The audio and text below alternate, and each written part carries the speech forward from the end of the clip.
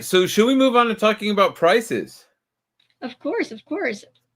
So, Um, this is, as you know, like the biggest, um,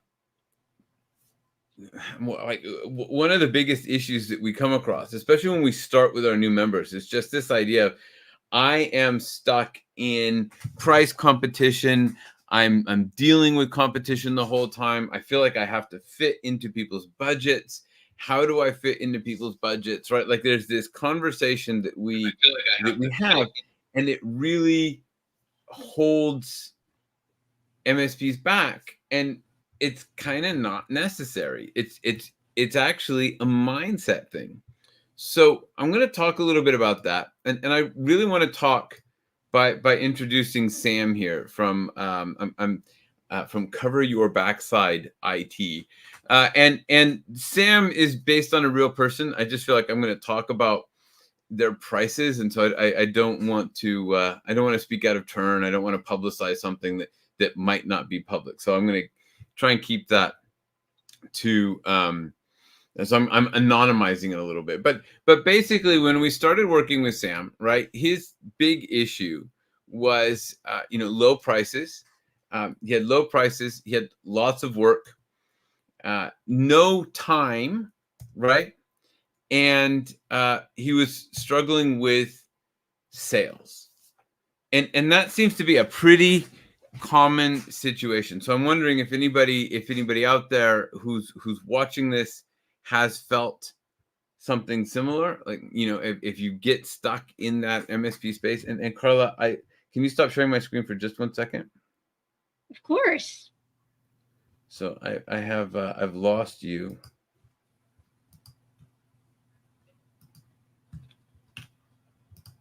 But from what I've seen and heard from our clients and from people I talk to, that seems like a really common problem that people have, that they're not charging enough and that they don't have enough time. And it's driving them crazy because they're like, I started my own business. I now have my own MSP and I hate my job, which is Exactly. the absolute worst. And so you can put my screen back up now. So the transition in the case of Sam, right, was really moving to $1,500 a seat. And people look at that and they say, how can you possibly charge $1,500 a seat? And that's what we're going to talk about. Talk about why that's possible. And everybody who I tell this to, they say, well, my clients won't do it. I work with cheap clients.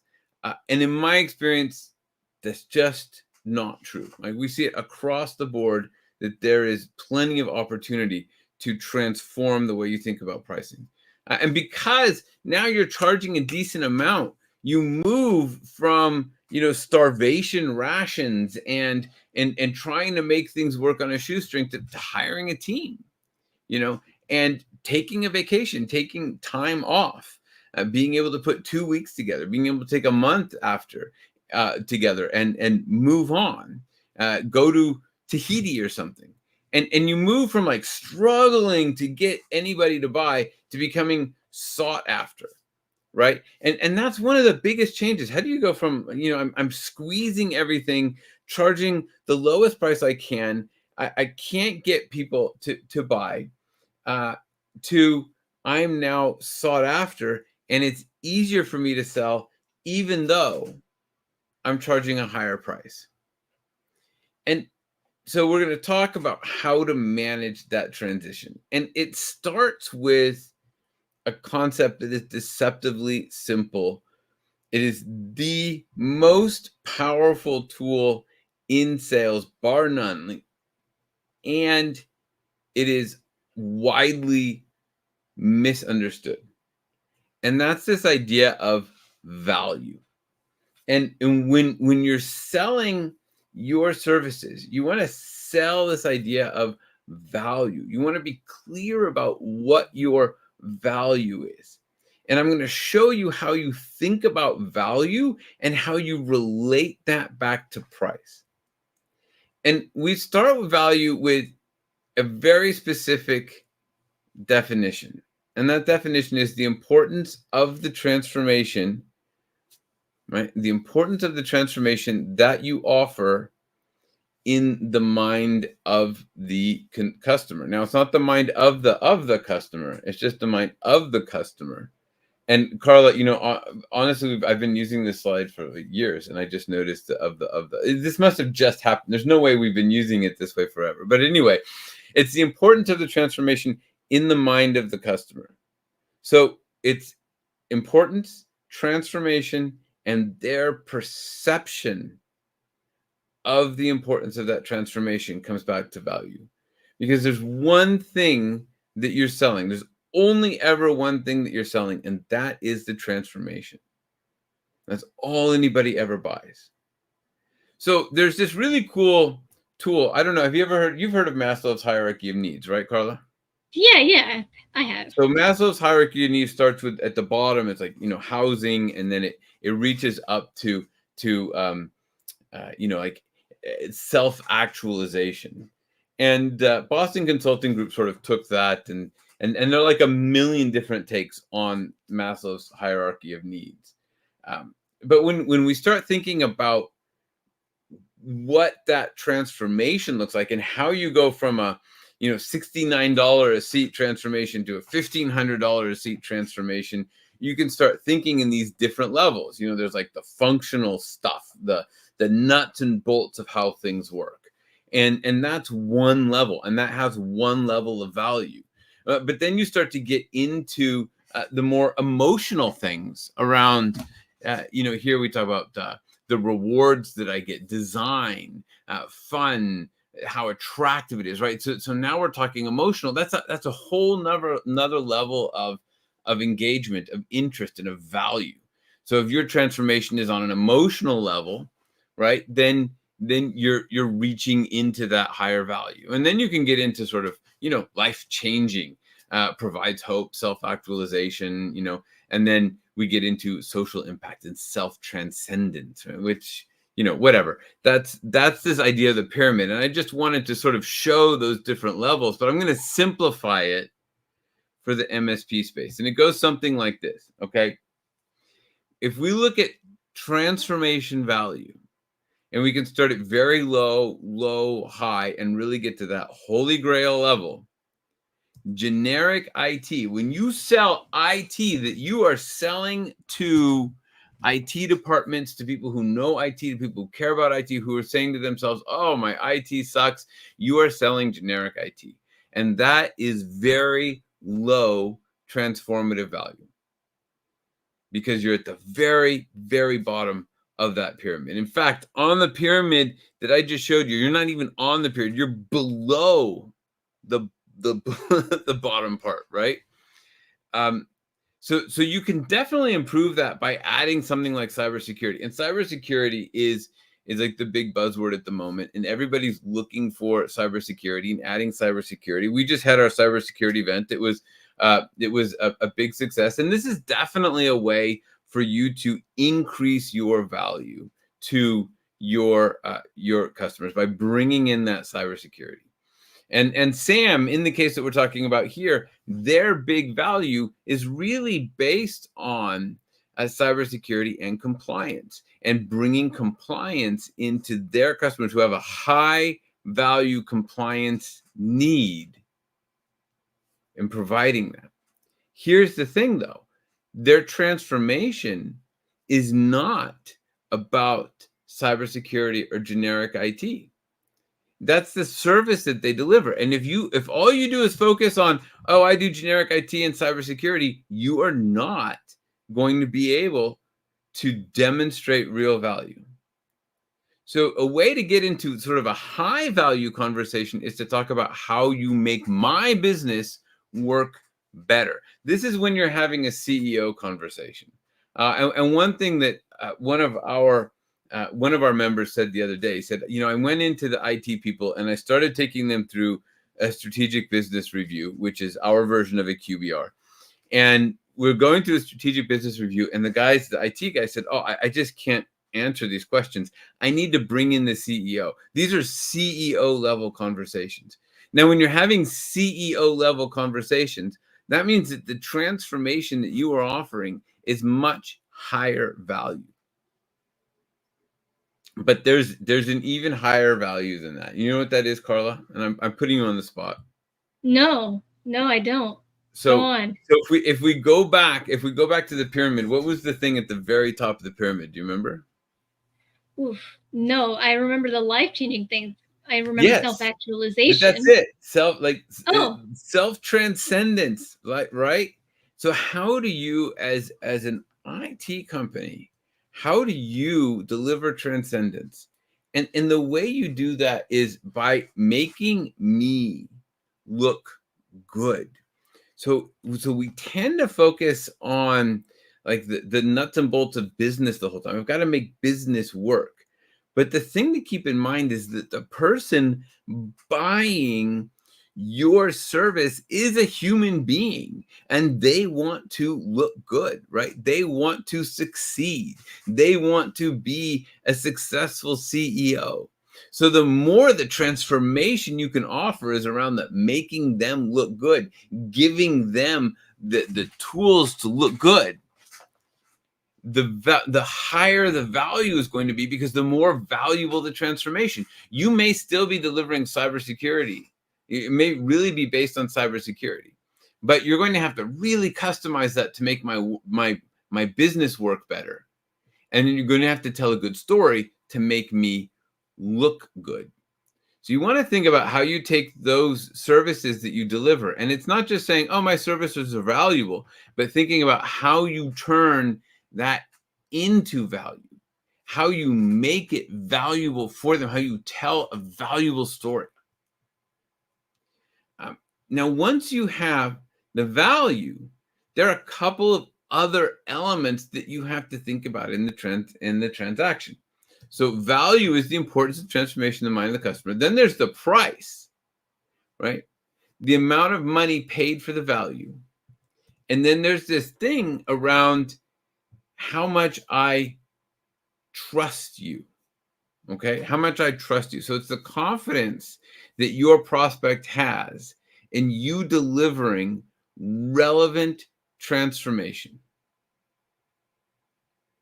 Does that make sense, Carla? yes, so far makes perfect sense. Okay. So, and I'm going to tell you something that most people don't internalize or don't really get. And that is that the budget, your customer's budget, is irrelevant. Is out, their perception of what they can pay is irrelevant.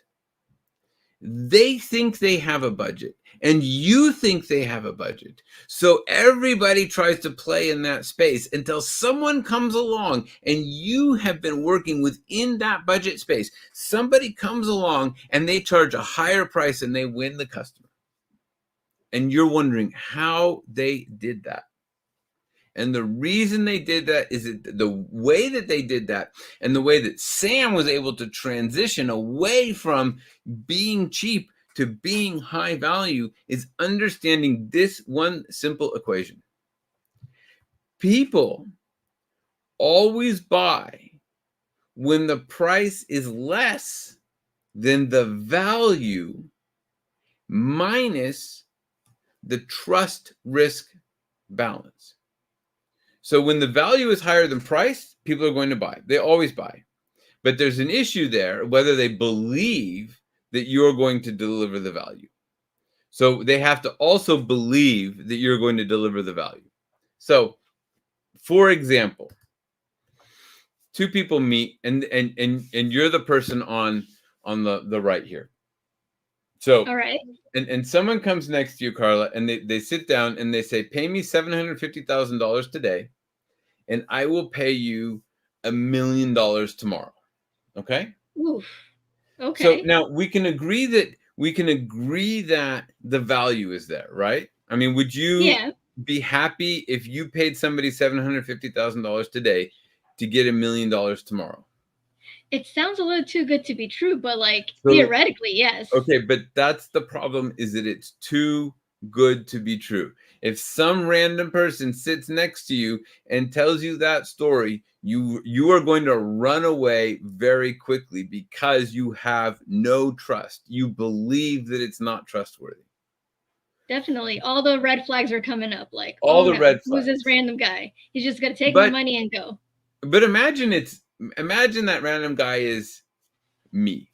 And imagine that you know that I have a way to do this, so that you have some trust with me. You know that I'm generally not trying to screw you. You're probably coming up with $750,000 is going to be tough. Like coming up with $750,000 cash is tough for anybody. Like, well, I mean, most of us, right away. So and that's a big ask. So even though you really trust me, well, I hope you do. Even though, but let's imagine you do. So even though you really trust me, you're going to need me to show you how I'm going to give you $1 million, right? So I'm going to need to sort Yeah. of bridge a gap.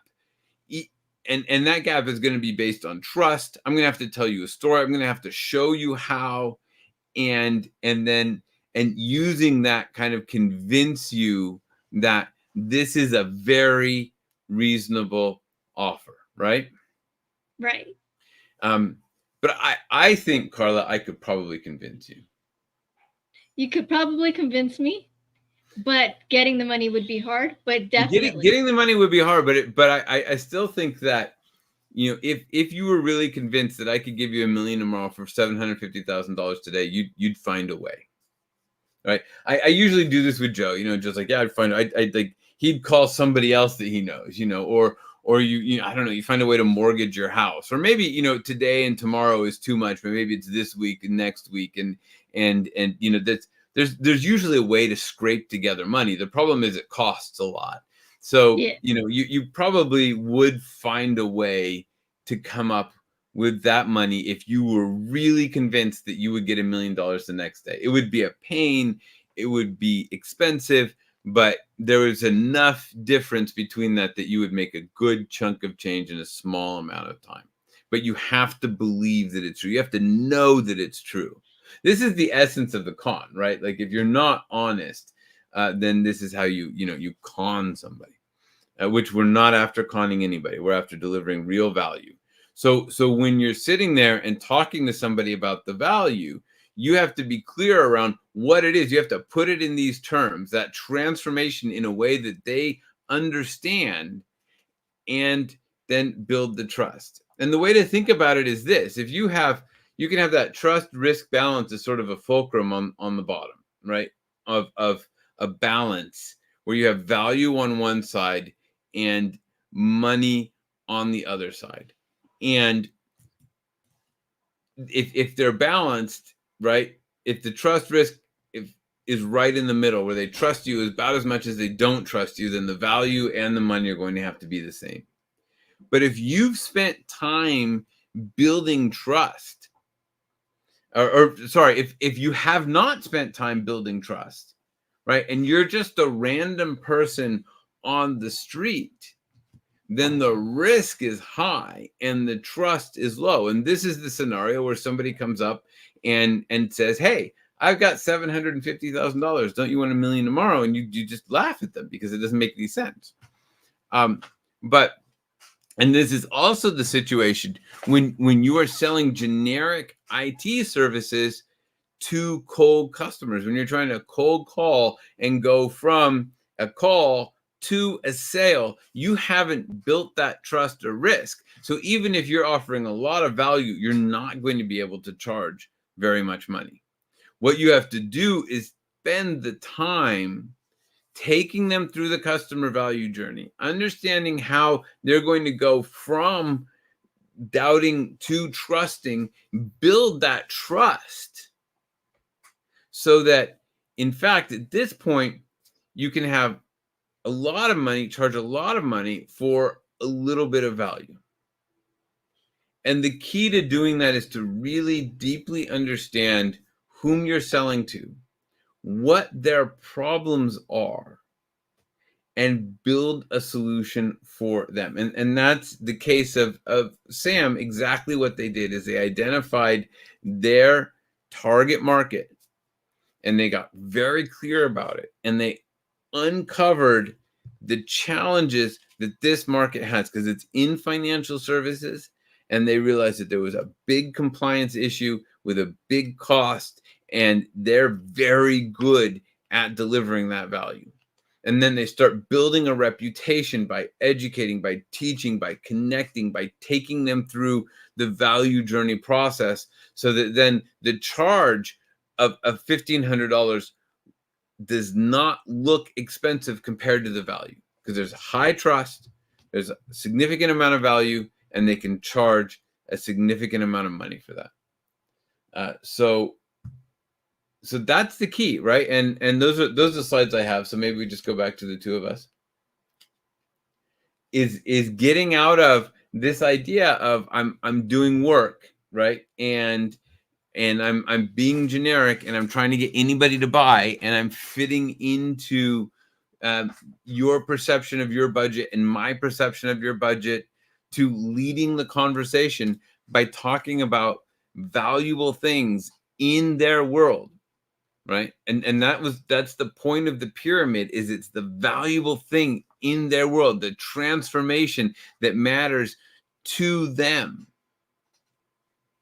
And then building trust so that you can charge a significant amount of money for that value that you're offering. And this is that concept behind value-based selling. And people just get it wrong because they don't understand what value means, right? They don't understand that value is the importance of the transformation in the mind of the customer. So if now, for anybody watching, I do want to say, so if you are interested in continuing this conversation, this is the essence of what we are doing in the MSP Accelerator and the MSP Launch Formula. So the Launch Formula is for new MSPs, right? So if you are starting an MSP, then you go into the Launch Formula, and we talk more there about the nuts and bolts of starting your MSP the right way so that it is value-based from the beginning. If you want the accelerator is for MSPs who are established and they kind of know where they have something and they want to improve it. They want to accelerate growth. They want to create that sales process around that value piece. And if you don't know which one, then we have a solution for that, right? Just go to startgrowmanage.com /coaching, and we'll spend a few minutes on the phone with you. I say 15 minutes, but honestly, we're there to help you solve whatever conundrum you're currently facing, right? So if you're at a plateau, if you're trying to figure out what's next, we're going to talk about that on this call, and we'll tell you whether the accelerator, the Launch Formula are right for you. We'll tell you what you're going to get out of it, and we'll actually tell you if it's not right for you, because this isn't right for everybody. There's definitely a mindset shift that has to happen there. So book a coaching call if you're interested. We'll get you in the next few days. We are closing registration. We actually started on October 22nd. And so we had the first session, which was the meet and greet on the 22nd. We're working through the first modules now. The next session is the 29th, and you really can't catch up after the 29th. So we will be closing it on the 29th completely. And that will be until January, Carla, because I don't know if you've noticed, but the holidays are coming up. I know. And also, before we talk more about the amazing things that are going on, we do have a question from LinkedIn. And what's the question? The question is related to the transformation. So someone wants to know, what if the transformation that they're looking for is cost management? So if the transformation that they're looking for is cost management, then either they don't understand business, or you don't understand their transformation. So cost management is never the transformation. Cost management it might be something that I say. It's like an expressed need. Oh, my costs are too high. I have to bring my costs down, right? That's my perception of where my life is and where my business is.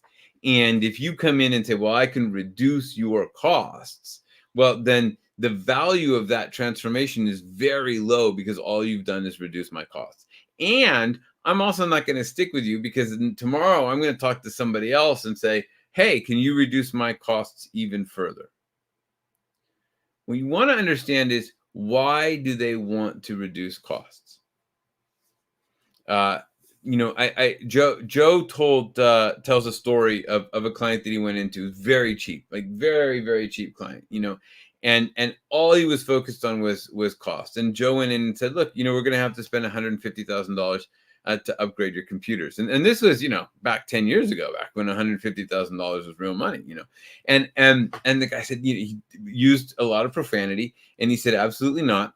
And then Joe came in and he showed him that, because he actually put two computers, the new computer and the old computer. And he said, give me your fastest person. They were doing some sort of processing, contract processing or billing. He said, give me your fastest person, and put the fastest person on the old computer. He said, give me your slowest person, put the slowest person on the new computer, and had them work for a day. And, everybody knows what happens. The slowest person on the new computer processed, a multiple of the same transactions that the fastest person on the slow computer processed. And that is real money to the owner, right? And the owner understood at that point that there was real money to be had in investing in the computers. So, and they did, he bought them. And then Joe, being Joe, showed up and sold him something else a week later. But that's a whole other story. But people will say, what I'm worried about is cost. That's not what they're worried about. And if they are worried, if that is all they're worried about, then go somewhere else. Because those businesses that are only worried about cost will not survive. You cannot cost cut your way to a successful business. So I hope that makes sense. And I'm very happy to chat more about this. And like I said, this is generally the problem that we get stuck in is, well, but my customer says they want this or they want that. And when you break out of that and you can show them the real value, you can show them the real transformation that they really care about, right? They will pay more. And then there's a percentage of people who just are always going to talk about cost, and you run away and let somebody else work with them. Yeah, because they're usually the pain in the butt customers anyway, right? Like, they're not that loyal. They're the customers you don't want to work with anyway. And you end up working with them only because you don't have a valuable offering and all you're selling is cost cutting. The cost cutting is a terrible place to be. Oh, I've been there. Yeah. All right. So do we have any other questions? We don't have any other questions. I'm looking on LinkedIn. I'm looking on YouTube. I don't see any other questions. What I will mention is, you did mention that the launch formula is still open until next week, right? Correct. Until the 29th. Until the 29th at noon, actually, because that's when the next session is. So something else that's going on next week is our next Lunch and Learn. So it's happening on Halloween, the 31st. That's happening at 12 p.m. Eastern time. And it's the one question you should ask all clients. So it'll be and this is very interesting too, because this is going to help you understand whether or not you're delivering this value to your customers. So one of the challenges that people have is, how do I know? How do I get feedback from my customers? How do I know if people are happy with what I'm doing? And there are two ways you can do that. One of them is you should be having strategic business reviews. But the other way is to ask them one question. You don't need long surveys to understand. There's one question that you can ask that turns out to give you the answers and the results and the insights that you need to know how you're delivering to your customer. So we will talk about that next Thursday. I didn't realize that was Halloween. Are we coming dressed up or something? I mean, we can definitely come dressed up. But you're much more likely to be dressed up than I am, but maybe, I don't know. Maybe probably. I'll probably wear something really cute, a pair of cat ears. Maybe I will shock all of you. We will see. It could happen. It could happen. But so we're really excited about the one question you should ask all clients. Now I'm at the edge of my seat because I have to wait an entire week Yeah, just I'm to not even know going to what tell that you. question You is. know what Yeah. the one question I mean, I could pretend not to know. is. Awesome. So we will see you all next week, 10:31, right here. So you can get the link on our page, or we'll send it out through email. And other than that, have an amazing week. You want to take us out, Yes, Carla? of course. So thank you, Robert, for the sweet words. I just saw you in LinkedIn, so you are very awesome as well. And remember, everyone else, all my lurkers, all my replay watchers, all my people live, remember that you are loved, and have a wonderful day. All right. Thank you, everybody. See you soon.